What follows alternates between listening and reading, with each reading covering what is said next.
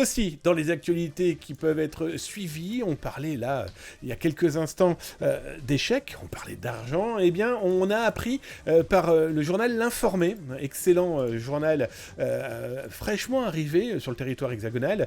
Je vous invite à aller jeter votre œil parce que franchement, c'est super intéressant. Abonnez-vous, ça permet à un journal totalement libre eh bien, de pouvoir survivre, vivre en tout cas.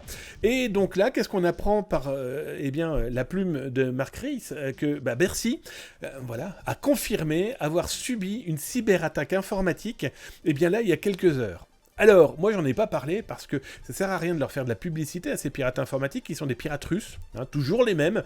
C'est toujours les mêmes qui ont le pouce et le clic facile pour bloquer, en tout cas par du DDoS, hein, du déni de service distribué. Hein, je le dis tout le temps, je le simplifie en disant que c'est comme si un camion de poubelle arrivait devant chez vous et vidait toutes ces déchetteries possibles et imaginables devant vos fenêtres et vos portes. Vous ne rentrez plus, vous ne sortez plus. Donc imaginez sur des serveurs informatiques, vous saturez par des millions de requêtes et tout tombe en panne. Souvenez-vous, hein, je vous ai expliqué comment nous on a mangé un DDoS sur Zataz de plusieurs centaines de millions de requêtes fantômes, en tout cas voilà, il n'y avait personne derrière, lancées par ce type d'attaque DDoS. Et comme pour Bercy, la force de frappe est quand même assez impressionnante cette fois-ci. On sent qu'ils ont mis la main ou qu'ils ont mis en place, eh bien, encore une fois, des botnets qui utilisent des possibilités non corrigées, des failles. D'ailleurs, le FBI et le service de sécurité du gouvernement américain viennent d'alerter en disant attention à certains routeurs chinois qui, semble-t-il, sont détournés en ce moment pour lancer, par exemple, ce type de cyberattaque. En tout cas, c'est intéressant parce que mais voilà, Bercy a confirmé ce blocage. C'est plusieurs sites qui ont été bloqués. Hein. On a eu impôts.gouv.fr, économie.gouv.fr, amende.gouv.fr, donc vraiment des lieux stratégiques, névralgiques pour le pays le pays France. Parce que si quelqu'un ne peut plus payer ses amendes, c'est embêtant. Si on ne peut plus contacter les impôts, c'est embêtant, etc., etc. Alors, plus de peur que de mal. Un DDoS, pour le moment, ne fait que bloquer, même si c'est beaucoup. Si ça attaque une administration, c'est plutôt gênant, parce que la continuité de service, elle doit continuer, justement, pour le public, l'usager. Mais voilà, ça montre qu'il continue à taper fort et dans tous les sens. Et là, je vais vous balancer le premier scoop de la soirée. On sait que les pirates informatiques ont malheureusement moultes idées pour nuire à tout à chacun. J'ai découvert une opération que j'ai baptisée OP France. Alors, OP France, ça veut dire quoi ? Eh bien, ce sont des pirates informatiques qui sont clairement russophones, hein, je vais être très honnête avec vous. En tout cas, ils ne parlent quasiment pas anglais, ils ne parlent pas du tout français. En tout cas, ils le font correctement croire qu'ils ne parlent pas ni anglais ni français.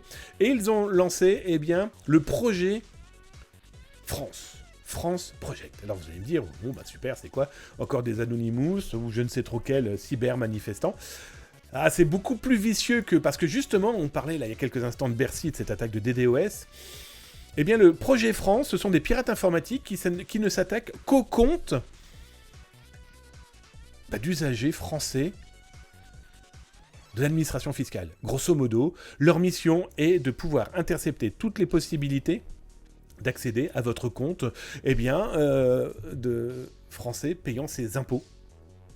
Là, ce que je vous montre, c'est l'un des outils qu'ils ont diffusé dans leur petit cercle fermé, dans lequel ils expliquent que depuis le mois d'avril, ils ont collecté déjà énormément d'identifiants de connexion et de mots de passe correspondant à une personne qui souhaite se connecter justement à son compte sur impôts.gouv.fr, par exemple. Alors, ce qui est intéressant, c'est qu'on voit qu'ils testent. Hein. Vous voyez ici, bon, bien sûr, j'ai caviardé les informations, vous l'aurez bien compris. Il n'est pas question de mettre des noms, des prénoms et des numéros, des numéros permettant... Des numéros fiscaux par exemple, hein.